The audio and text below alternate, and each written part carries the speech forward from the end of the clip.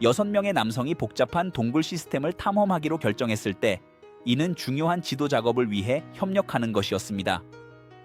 모스데일 동굴의 신비로운 터널에서 또 하나의 모험처럼 보였던 이 경험은 드라마틱하고 잊을 수 없는 사건으로 변하게 됩니다.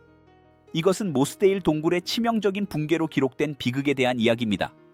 1967년 6월 10명의 탐험가들이 모스데일 동굴 시스템에 들어가 그 깊이를 탐험하고 아직 문서화되지 않은 몇몇 통로를 지도화하는 것을 목표로 했습니다.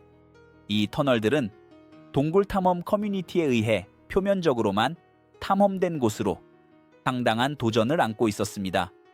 그리고 그룹은 사실을 알고 있었습니다.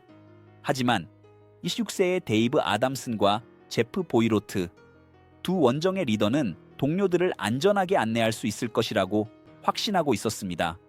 두 사람은 이전에 여러 번 모스데일 동굴을 탐험하며 경험과 지형에 대한 친숙함을 쌓았습니다. 모스데일 동굴은 어려움에도 불구하고 관광지로는 적합하지 않았습니다. 대부분의 통로는 탐험가들이 기어가거나 좁고 진흙투성이며 날카로운 돌들로 가득한 공간을 비집고 들어가야 했습니다. 이렇게 불모의 환경에서는 지도 작업이 꼭 힘들어졌습니다. 몇 시간 후 그룹의 4명, 두 남자와 두 여자가 계획대로 돌아가기로 결정했습니다. 통로가 점점 더 도전적으로 변하고 있었기 때문입니다. 그들 중에는 데이브의 약혼 여인 모라그 포브스가 있었고 그녀는 한 달도 차에 되지 나 그와 결혼할 예정이었습니다. 그녀의 감정은 곧 인생에서 가장 큰 도전 중 하나에 직면하면서 씁쓸한 맛을 느끼게 될 것입니다. 4명이 지상으로 돌아가는 동안 하늘은 흐렸지만 폭풍이 다가오고 있다는 뚜렷한 징후는 없었습니다. 오후 5시쯤 그들은 동굴을 떠나 계획된 탐험의 일부분을 마쳤다는 안도감을 느꼈습니다. 반면 데이브와 제프는 4명의 동굴 탐험가 친구들과 함께 지하에 남아 탐험을 계속했습니다. 그들 중에는 콜린 비커스, 존 오그든, 빌 프레이크스가 있었고 모두 경험이 풍부하고 이 환경을 다룰 수 있는 능력이 뛰어난 사람들이었습니다. 그룹에서 가장 어린 마이클 라이언은 겨우 17세로 그의 첫 번째 큰 모험을 위해 원정에 합류하고 있었습니다. 저녁이 다가오자 그룹은 엄청난 체력을 요구하는 파 마라톤 통로를 따라 나아갔습니다. 이 터널은 길이가 270m가 넘고 좁고 구불구불한 복도로 뻗어 있으며 바닥에는 돌들이 깔려 있고 약한 물줄기가 흐르고 있었습니다. 어려움을 이해하기 위해서 통로는 한 번에 한 사람만 기어갈 수 있는 좁은 공간이었습니다. 45소쯤이 약 30cm의 통로에서 탐험가들은 극도로 불편한 방식으로 움직일 수밖에 없었습니다. 어깨가 바닥에 눌린 채로 기어가야 하고 팔을 움직일 수도 없고 자세를 조정할 수도 없는 상황을 상상해 보세요. 한번 들어가면 큰 어려움 없이 돌아갈 수 없었고 나가는 과정은 몇 시간이 걸릴 수도 있었습니다. 이 상황에서 그룹의 멤버들은 앞으로 나아가기로 결심했습니다. 그들은 알지 못하는 채로 비극적인 목적지로 향하는 여정을 시작하게 될 것입니다.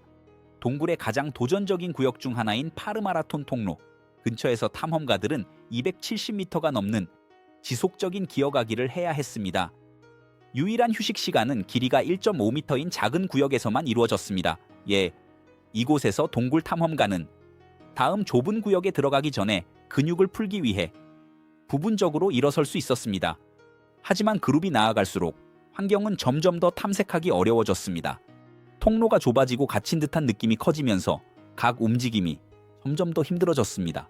파르 마라톤의 마지막 구역에 도착했을 때 공간은 더욱 좁아져서 동굴 탐험가들은 서로 밀치며 앞으로 나아가야 했습니다. 탐험의 목표는 분명했습니다. 미래의 탐사가 동굴 시스템을 더 잘 지도화할 수 있도록 통로를 정리하는 것이었습니다. 하지만 단순한 일상 작업처럼 보였던 것이 곧 악몽으로 변할 준비를 하고 있었습니다.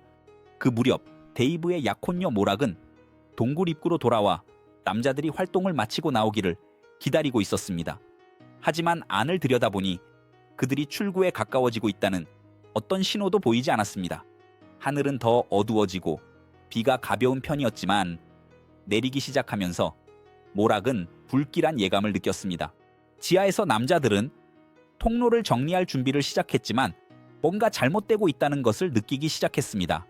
지하의 시내가 증가하고 물의 수위가 조금씩 올라가고 있었습니다. 하지만 처음에는 그렇게 심각한 상황처럼 보이지 않았습니다.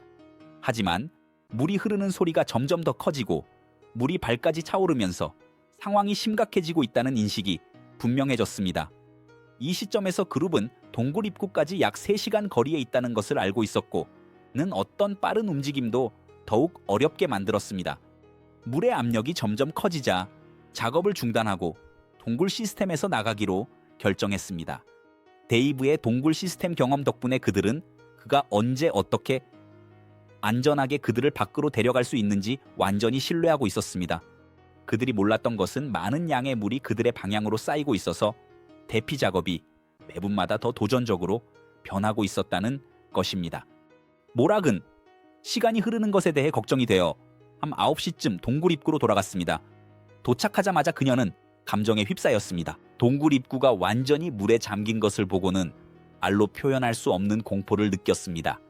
입구 주위에 물이 가득 찬 호수가 형성되어 완전히 접근할 수 없게 되었습니다. 탈출 지점이 이제는 막혀버렸습니다. 미친 듯이 달리며 그녀는 도움을 찾기 위해 3마일을 달렸고 사랑하는 사람들을 구하려고 했었습니다. 그동안 지하에 있는 남자들은 물의 수위가 상승하고 있다는 것을 알고 있었지만 가능한 한 빨리 더 높은 안전한 방으로 돌아갈 수밖에 없었습니다. 물의 흐름이 점점 더 높아지면서 긴장이 고조되었습니다. 그리고 신속하게 행동해야 할 필요성 때문에 매 초가 결정적이었습니다. 비록 그들의 경험이 극한 상황에 대비하게 했지만 현실은 그들을 공황 상태로 몰아넣고 있었습니다.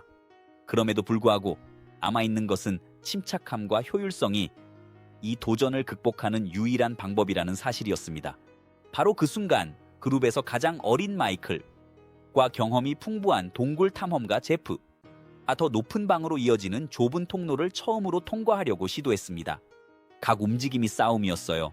몸들이 이 좁은 통로를 간신히 통과할 수 있었지만 물에 대한 긴급함과 커져가는 두려움에 이끌려 이 그룹은 계속해서 나아갔습니다. 동굴 탐험가들은 이제 시간과의 절박한 싸움에 빠져 있었습니다. 앞으로 나아가기 위해 그들은 진짜 그대로 바위 사이로 몸을 비집고 팔의 힘으로 몸을 끌어당겨야 했습니다. 그들의 고무 부츠는 통로의 측면에서 미끄러지며 몸을 좁은 공간으로 밀어넣으려 했지만 이전의 시도들과는 달리 물이 뒤에서 따라오고 있었습니다. 이번에는 물이 그들의 얼굴을 향해 직접 쏟아져 들어오며 그들이 나아갈수록 통로가 물에 잠기고 있었습니다. 제프 보이로트는 모스달에서 풍부한 경험을 가지고 있었고 지금 무슨 일이 일어나고 있는지 알고 있었습니다. 그는 이 동굴 시스템에서 물의 흐름과 밀물과 썰물을 잘 알고 있었습니다. 그의 마음속에서는 파르 마라톤의 좁은 통로를 빠르게 통과하면 그와 마이클이 더 안전한 위쪽 방으로 갈 수 있을 거라고 생각했습니다. 그곳에서 그들은 점점 더 심해지는 홍수에서 벗어날 수 있을 것입니다. 그동안 나머지 4명의 그룹원들은 장비를 챙기고 같은 좁은 통로에 들어갈 준비를 하고 있었습니다. 물이 점점 더 높아지면서 상황은 더욱 위급해졌습니다. 데이브 아담슨, 이 가장 경험이 많은 리더 중 한 명은 물의 수위가 정확히 어디에서 안정될지 잘 알고 있다고 확신하고 있었습니다. 하지만 폭풍의 압박과 물의 흐름이 강해지면서 가장 준비된 동굴 탐험가들조차 상황이 얼마나 빠르게 악화되고 있는지를 깨닫기 시작했습니다. 물의 수위가 높아지면서 움직임이 점점 더 어려워졌습니다. 제프와 마이클은 빠르게 상승하는 물과의 치열한 싸움을 벌이고 있었습니다. 물은 이미 발을 넘어 어깨까지 올라오고 있었고 이제는 절망적으로 올라가고 있었습니다. 그들은 필사적으로 자신을 보호하기 위해 통로에서 더 높은 지점을 찾으려고 했어요. 물이 차오르는 것을 피하기 위해 얼굴을 들어 올렸지만 탈출할 가능성은 매초 줄어들고 있었죠. 물의 양이 환경을 넘기 힘들게 만들면서 끊임없는 위협이 되었어요. 탈출할 안전한 장소는 없었어요. 그동안 데이브는 나머지 그룹을 같은 좁은 터널로 이끌며 차오르는 물살을 이겨내길 바랐어요. 하지만 멀리 있는 마라톤을 진행하면서 그들은 곧 친구들이 직면했던 것과 같은 현실을 마주하게 되었어요. 물은 너무 높았고 그곳에서 빠져나가려는 그들의 노력은 헛된 것이 되어가고 있었어요. 제프와 마이클처럼 그들은 물 위로 얼굴을 들어 올리며 공기 방울을 찾으려고 했어요. 하지만 더 이상 탈출할 방법이 없다는 것은 분명했어요. 물의 압력이 매분마다 높아지면서 탈출은 불가능해졌어요. 존 오그드는 아마도 통로의 마지막으로 들어간 사람일 텐데 이 친구들이 돌아오라고 외치는 소리를 들었어요.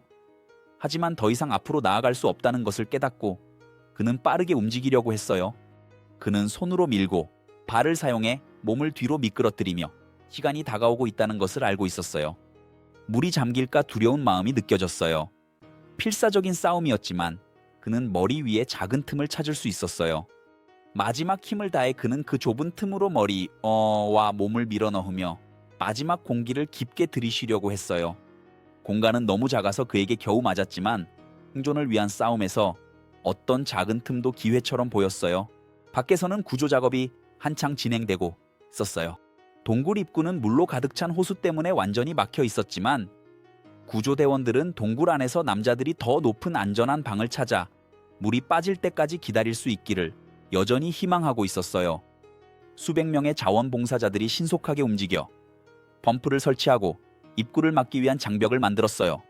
희망은 물의 수위를 낮추면 통로가 다시 접근 가능해져서 남자들이 안전하게 나올 수 있을 거라는 것이었어요.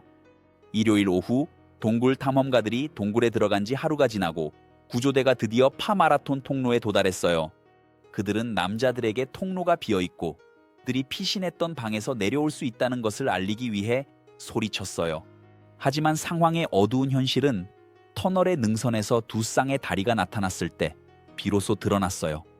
이 두 시신은 제프, 마이클의 것이었어요. 두 사람은 터널의 능선에서 일어나려고 했으며 불이 빠르게 차오르는 동안 마지막 숨을 간절히 찾고 있었어요. 구조대원들에게 그 광경은 참담했어요. 하지만 동굴을 하나씩 진행하면서 그룹의 다른 멤버들의 시신이 발견되었어요. 존 오그든의 시신은 단 이틀 후에 발견되었어요. 그는 그렇게 공격적으로 밀어넣었어요. 그들의 머리 위의 틈에서 공기를 찾으려는 시도 중 그들의 유해를 찾기 위해 수십 개의 통로를 지나야 했고 그들은 생존을 위한 마지막 싸움에서 뒤틀린 모습으로 발견되었습니다. 각 발견은 구조대원들에게 씁쓸한 충격이었고 6명의 남자 모두가 갑작스럽고 피할 수 없는 홍수에 의해 동굴이 물로 가득 차면서 목숨을 잃었다는 슬픈 현실을 확인시켜 주었습니다. 이 비극 이후 동굴은 폐쇄되었습니다. 6명의 용감한 동굴 탐험가들의 마지막 안식처가 되었습니다. 1970년에 그 남자들의 친구들과 동료들이 모여 마지막 존경의 제스처를 했습니다.